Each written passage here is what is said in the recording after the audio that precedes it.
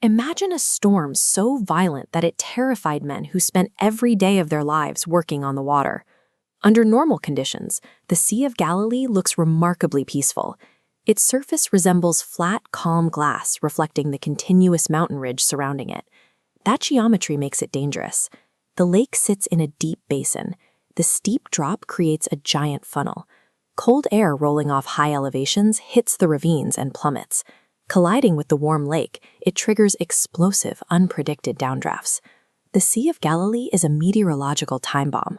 A completely tranquil afternoon can erupt into lethal, crushing waves in a matter of minutes. The men caught in this storm were professional, hardened laborers. They spent their lives on these waters and intimately understood the lake's lethal moods. They relied on small, shallow-draft wooden fishing boats. The preserved hull of this 2,000-year-old Galilean vessel reveals a narrow, fragile construction built for near-shore net fishing rather than surviving massive swells.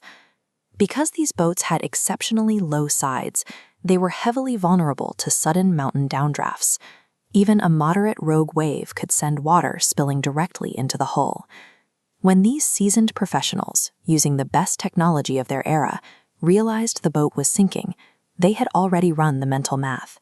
They knew their chance of survival was zero. The squall hit without warning. The absolute calm instantly fractured into a deafening, blinding wall of wind. It quickly became a problem of raw mechanical failure.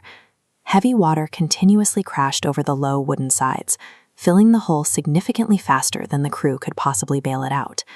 Wood can only displace so much weight. As the water level inside equalized with the lake outside, the vessel lost its buoyancy and began to submerge. In the dark, taking on water, the crew scrambled and shouted over the roar of the wind. Every ounce of their lifelong nautical expertise was entirely useless against the physics tearing their boat apart. Their human skill and preparation had completely failed. The sea now held total control. But inside that sinking boat, there was a stark contrast. Jesus was also there, entirely unaffected by the panic. And as the boat went down, he stood up. He issued a single verbal command directly into the deafening roar of the tempest, and the storm stopped. Instantly. Kinetic energy in a massive body of water naturally tapers off over hours, requiring time and distance to dissipate. Here, that energy plummeted vertically to zero in a millisecond. A frothing sea snapped into a perfectly flat mirror.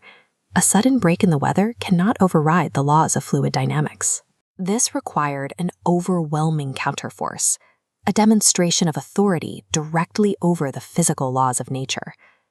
The deafening roar of the wind was immediately replaced by a heavy, crushing silence. For the fishermen, the terror did not vanish. It simply shifted. They were no longer afraid of drowning. They were utterly terrified by the realization of who they were sharing the boat with.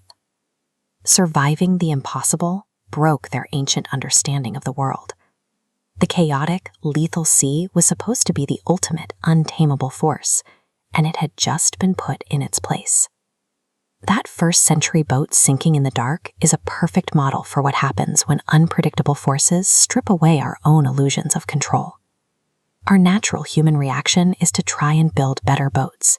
We accumulate more wealth, add more security, and more status, hoping a stronger hull will keep us safe when the heavy water hits. A stronger boat will always eventually fail against true chaos. In these moments, safety is determined entirely by who is experiencing the storm with you.